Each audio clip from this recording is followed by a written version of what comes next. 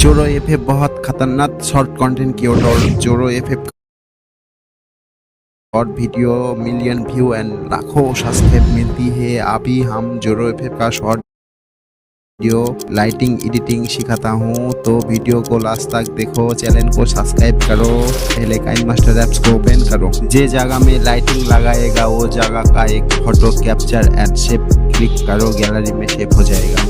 Play store apps को open करो, background remove लिख के सर्च करो, ये वाला ऐप्स को डाउनलोड करो। बैकग्राउंड रिमूव ऐप्स को ओपन करो, अपलोड इमेज क्लिक करो, गैलरी शेप इमेज अपलोड करो। देखो इमेज का बैकग्राउंड ऑटोमेटिकली रिमूव हो जाएगा। रिमूव बैकग्राउंड इमेज को डाउनलोड करो।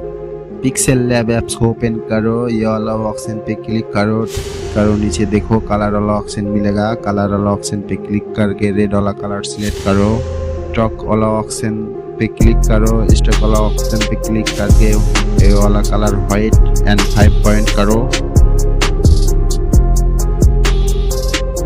3 डॉट पे क्लिक करो, एक्सपोर्ट इमेज क्लिक करके ये वाला फोटो को तुम्हारा गैलरी पे शेप करो। हो जाने के बाद ये वाला फोटो को डिलीट करो।